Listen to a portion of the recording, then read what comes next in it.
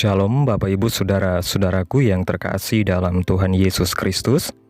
Selamat malam, salam sejahtera bagi kita semua dimanapun saudara-saudara berada. Selamat datang kembali di Renungan Kristen pada malam hari ini. Kiranya kekuatan dan sukacita oleh Roh Kudus melimpah dalam hati dan kehidupan saudara semua, dan semoga saudara semua dalam keadaan sehat-sehat selalu. Pada malam hari ini, sebelum kita mendengarkan renungan firman Tuhan, mari terlebih dahulu kita berdoa. Terima kasih Tuhan Yesus yang baik. Engkau Bapa yang ajaib dan mulia, Bapa yang kami puji dan kami muliakan. Kami mengucap syukur Tuhan, oleh karena pertolongan-Mu di sepanjang hari, kami boleh dimampukan Tuhan untuk melewati hari ini, melakukan tugas tanggung jawab kami, mengerjakan segala aktivitas kami dengan pertolongan Tuhan. Pada saat ini ya Tuhan, kami hendak mendengarkan firman-Mu. Bimbinglah kami dan berilah kami pengetahuan agar apa yang Engkau firmankan dapat bekerja sesuai dengan kehendak-Mu. Bukalah hati dan pikiran kami untuk mendengar dan menerima firman-Mu. Kiranya firman-Mu ini dapat kami lakukan di dalam setiap kehidupan kami dan menjadi berkat bagi kehidupan kami. Berfirmanlah ya Tuhan, kami sudah siap menerima firman-Mu. Di dalam nama Tuhan Yesus Kristus kami berdoa. Amin. Bapak Ibu Saudaraku yang terkasih, ayat renungan kita pada malam hari ini terdapat dalam Injil Lukas pasal 12 ayat 35 dan 36 yang berkata demikian. Hendaklah pinggangmu tetap berikat dan pelitamu tetap menyala. Dan hendaklah kamu sama seperti orang-orang yang menanti-nantikan tuannya yang pulang dari perkawinan, supaya jika ia datang dan mengetok pintu, segera dibuka pintu baginya. Bapak Ibu Saudaraku yang terkasih, ayat ini menjelaskan tentang hal berjaga-jaga. Pinggang tetap terikat dan pelita tetap menyala, menggambarkan seorang hamba yang sedang berjaga-jaga, menantikan tuannya pulang dari perkawinan. Tuhan Yesus akan segera datang kembali dan menjemput kita anak-anaknya yang menantikan kedatangannya yang kedua kali. Sekarang bukan lagi waktunya untuk bersantai, justru sebaliknya, inilah waktunya kita untuk berjaga-jaga, menantikan kedatangan Tuhan. Jangan terlena ataupun tertidur.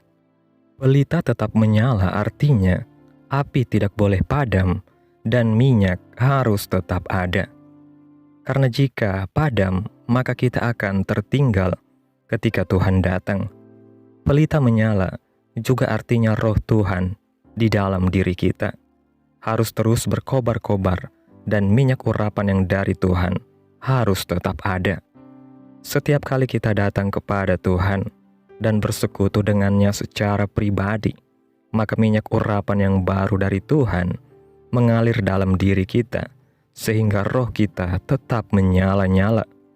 Berjaga-jaga artinya kita membangun persekutuan dengan Tuhan setiap saat.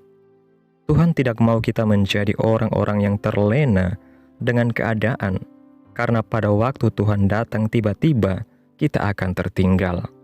Dalam ayat yang ke-37 mengatakan, berbahagialah hamba yang didapati tuannya berjaga-jaga ketika ia datang. Aku berkata kepadamu, sesungguhnya ia akan mengikat pinggangnya dan mempersilahkan mereka duduk makan, dan ia akan datang melayani mereka. Berbahagialah kita ketika Tuhan Yesus datang dan mendapati kita sedang berjaga-jaga dan menantikan kedatangannya, karena Tuhan akan bersekutu dengan kita dan mempersilahkan kita untuk makan dan menikmati kebahagiaan bersama-sama dengannya dalam kekekalan. Dalam ayatnya yang ke-40 mengatakan, hendaklah kamu juga siap sedia, karena anak manusia datang pada saat yang tidak kamu sangkakan. Tuhan menghendaki agar kita siap sedia dan berjaga-jaga, karena kedatangan Tuhan Yesus sangat dekat, dan itu tidak disangkakan. Jika kita bisa menilai keadaan langit dan bumi dan tanda-tanda di zaman ini, maka demikian pun kita harus menilai dan mempersiapkan diri kita pada waktu kedatangan Tuhan. Zaman akan berubah, tetapi apa yang sudah terjadi akan terjadi kembali, karena firman Tuhan menegaskan bahwa tidak ada yang baru di bawah matahari. Apa yang pernah ada akan ada lagi, apa yang pernah dibuat akan dibuat lagi. Seperti yang tertulis dalam kitab Pengkhotbah pasal 1 ayat 9 yang mengatakan, apa yang pernah ada akan ada lagi, dan apa yang pernah dibuat akan dibuat lagi. Tak ada sesuatu yang baru di bawah matahari. Apa yang terjadi pada zaman Nuh akan terjadi kembali menjelang kedatangan Tuhan yang kedua kali.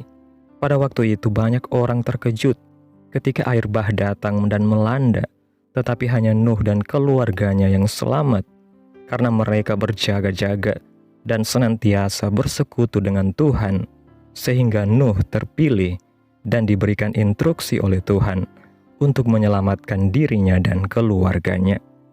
Demikian pun hal itu akan terjadi pada zaman kita. Tuhan Yesus akan datang di saat semua orang tidak menyadarinya, karena mereka hanya sibuk untuk menikmati kehidupan mereka. Oleh karena itu, kita yang mengerti firman Tuhan dan tahu menilai tanda zaman harus senantiasa berjaga-jaga dan bersekutu dengan Tuhan, karena kita tidak tahu kapan waktunya akan tiba.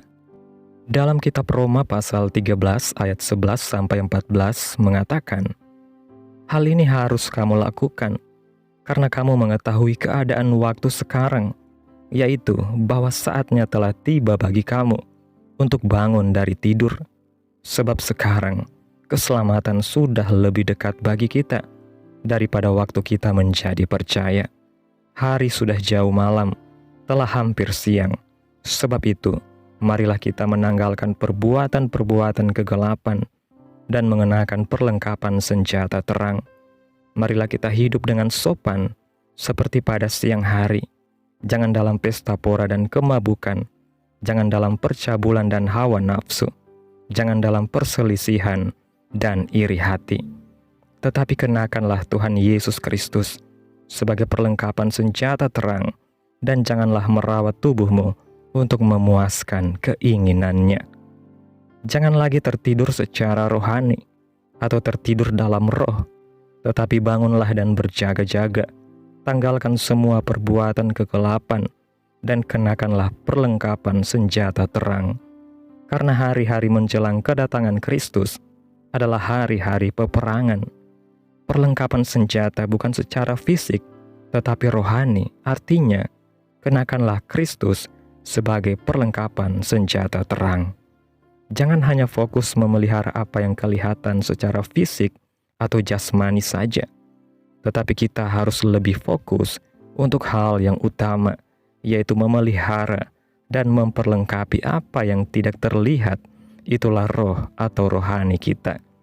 Jangan sampai kita hanya memperhatikan dan mengenakan pada tubuh kita hanya hal-hal jasmani kita, tetapi secara rohani kita tidak mengenakan Kristus sebagai perlengkapan rohani, maka hal itu membuat kita celaka. Dalam kitab Efesus pasal 6 ayat 10-20 menjelaskan, kita akan tetap berdiri sampai pada akhirnya jika kita mengenakan seluruh perlengkapan senjata Allah. Semua perlengkapan senjata rohani nyata di hidup kita pada waktu kita memiliki Tuhan Yesus Kristus dalam hidup kita. Karena di luar dari Tuhan Yesus tidak ada senjata rohani. Pada waktu kita memiliki persekutuan dengan Tuhan setiap hari, membaca, merenungkan firman Tuhan dan berdoa, maka pada saat itulah kita semakin diperlengkapi dengan senjata rohani. Berdoa di dalam roh dan berjaga-jaga adalah cara kita menggunakan perlengkapan senjata Allah. Karena setiap kali kita berdoa, kita akan mengalami kuasa dan kekuatan yang baru. Sebaliknya, jika kita tidak berdoa dalam roh dan berjaga-jaga, maka kita akan lemah dan pada akhirnya akan kalah. Doa dan berjaga-jaga untuk semua orang-orang kudus, hamba-hamba Tuhan, jemaat Tuhan dan orang-orang percaya. Kita harus berdoa untuk pemberitaan Injil menjelang kedatangan Tuhan. Injil harus diberitakan sampai ke ujung bumi, barulah tiba kesudahannya. Dan itulah masa tuaian besar di akhir zaman. Marilah berdoa supaya ada keberanian untuk memberitakan Injil. Tuhan pasti menjawab doa kita. Jangan berhenti untuk berdoa. Waktu kita merasa terlalu lama, hal itu berarti bukan Tuhan tidak menjawab doa, tetapi kita harus terus berdoa karena sedang terjadi peperangan rohani. Oleh sebab itu, teruslah berdoa sampai terobosan terjadi dan jawaban doa kita terima. Doa itu sangat penting. Oleh sebab itu, jangan berhenti berdoa karena doa kita sedang dijawab oleh Tuhan, sedang dalam perjalanan. Teruslah berdoa sampai peperangan ini berakhir. Kenakanlah seluruh perlengkapan senjata Allah, supaya kita tetap berdiri sampai pada akhirnya. Kita adalah orang-orang yang akan tetap berdiri di hadapan Allah dalam kemenangannya. Pada waktu kita berdoa, kita harus merendahkan diri kita, berpuasa, dan menyerahkan segala sesuatu kepada Tuhan. Karena pada saat itulah Tuhan akan turun tangan dan bertindak. Bukan lagi dengan jerih payah, kemampuan, dan kecerdasan kita, tetapi semata-mata karena kuasa Tuhan. Pada masa menjelang kedatangan Tuhan, ini adalah masa pemurnian. Banyak orang akan disucikan, diuji, dan dimurnikan. Kita dimurnikan dan disucikan dari semua perbuatan kedagingan, supaya kita kudus dan layak di hadapan Tuhan. Dalam kitab Wahyu pasal 22, ayat 11-13 mengatakan, barang siapa yang berbuat jahat, biarlah ia terus berbuat jahat. Barang siapa yang cemar, biarlah ia terus cemar. Dan barang siapa yang benar, biarlah ia terus berbuat kebenaran. Barang siapa yang kudus, biarlah ia terus menguduskan dirinya. Sesungguhnya, aku datang segera, dan aku membawa upahku untuk membalaskan kepada setiap orang menurut perbuatannya. Aku adalah Alfa dan Omega, yang pertama dan yang terkemudian, yang awal dan yang akhir. Bapak Ibu Saudaraku yang terkasih, kesimpulan renungan pada malam hari ini. Renungan ini mengingatkan kita untuk senantiasa berjaga-jaga dan siap sedia menantikan kedatangan Tuhan Yesus yang kedua kalinya. Berjaga-jaga berarti hidup dalam kekudusan, memiliki persekutuan yang erat dengan Tuhan, serta tetap berdoa dan beriman dalam menghadapi peperangan rohani. Jangan sampai kita terlena dengan kesibukan duniawi dan melupakan hal yang terutama, yaitu memelihara kehidupan rohani kita. Tuhan ingin kita tetap menyalakan pelita iman, selalu dipenuhi dengan Roh Kudus, dan mengenakan perlengkapan senjata Allah, agar kita tetap kuat dan bertahan hingga akhir. Seperti Nuh yang diselamatkan karena taat dan berjaga-jaga, kita pun harus hidup benar dan setia, supaya tidak tertinggal saat Tuhan datang kembali. Waktu Tuhan semakin dekat, mari kita terus berdoa, bertobat, dan hidup dalam kekudusan, karena hanya mereka yang siap sedia yang akan berbahagia bersama Tuhan dalam kekekalan. Amin. Tuhan Yesus memberkati.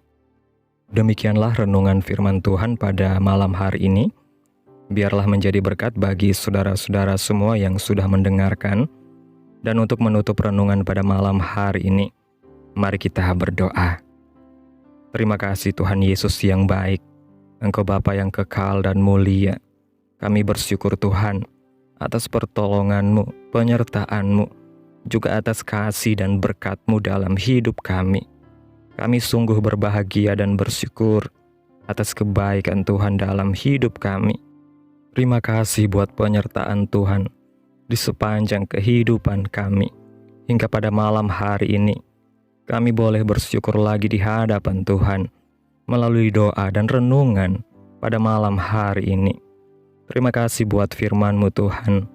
Kami bersyukur untuk firman-Mu yang mengingatkan kami untuk selalu berjaga-jaga dan siap sedia menantikan kedatangan Tuhan Yesus. Terima kasih karena Engkau mengasihi kami dan tidak ingin satu pun dari kami binasa. Ajarlah kami untuk selalu hidup dalam kekudusan, tetap bersekutu denganmu dan tidak terlena oleh hal-hal duniawi yang sementara. Tanamkan firman-Mu dalam hati kami, dan mampukan kami untuk dapat melakukan firman-Mu di sepanjang kehidupan kami. Biarlah perkataan-Mu menyegarkan jiwa kami, menghidupkan hati yang lemah dan lesu, dan membangkitkan harapan dan kasih. Berkati umat-Mu yang sudah mendengarkan firman-Mu hari ini. Berkati di setiap saat, tempat, dan kondisi hidup mereka, agar senantiasa selalu merindukan dan membutuhkan firman Tuhan sebagai pelita kebenaran yang memerdekakan dan penghiburan yang menguatkan. Ajarilah kami bahasa firman-Mu dan bimbinglah kami untuk selalu hidup sesuai kehendak-Mu, agar kami selalu dekat kepadamu.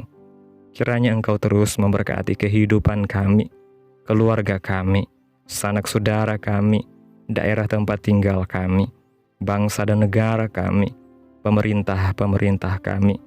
Biarlah semuanya dalam perlindungan-Mu ya Tuhan, dan jadilah sesuai kehendak-Mu yang terbaik dalam kehidupan kami. Hamba berdoa ya Tuhan, buat umat-umat-Mu yang sudah mendengarkan renungan hari ini, yang saat ini sedang mengalami sakit penyakit, pergumulan masalah, kebutuhan ekonomi. Kiranya Tuhan jamah kehidupan umat-umat-Mu, sembuhkan sakit penyakit mereka, pulihkan keadaan umat-Mu, berkati perekonomian mereka, serta berikan jalan keluar dalam setiap pergumulan masalah yang umat-umat-Mu sedang hadapi. Dan ajar kami Tuhan untuk selalu berharap dan percaya sepenuhnya kepada Tuhan Yesus. Pada malam hari ini ya Tuhan, kami akan beristirahat dalam tidur kami. Tutup bungkus kami oleh kuasa-Mu. Hindarkan kami dari segala kecelakaan, mara bahaya, sakit penyakit, orang-orang jahat, kuasa-kuasa kegelapan, iblis, bencana-bencana alam. Hal-hal yang tidak kami inginkan, Tuhan singkirkan, Tuhan jauhkan, Tuhan patahkan, hanya di dalam nama Yesus. Pada malam hari ini ya Tuhan, kiranya Engkau sertai dan lindungi kami di sepanjang malam ini, sehingga kami boleh bangun besok pagi dengan tubuh yang sehat, kuat, serta diberkati Tuhan. Terima kasih Tuhan Yesus. Inilah yang menjadi doa kami. Mari sama-sama kita berdoa. Bapa kami, Bapa kami yang di surga, dikuduskanlah nama-Mu, datanglah kerajaan-Mu, jadilah kehendak-Mu di bumi seperti di surga. Berikanlah kami pada hari ini makanan kami yang secukupnya, dan ampunilah kami akan kesalahan kami, seperti kami juga mengampuni orang yang bersalah kepada kami. Dan janganlah membawa kami ke dalam pencobaan, tetapi lepaskanlah kami daripada yang jahat, karena Engkaulah yang mempunyai kerajaan, dan kuasa, dan kemuliaan, sampai selama-lamanya. Amin. Selamat malam, selamat beristirahat. Tuhan Yesus memberkati. Amin.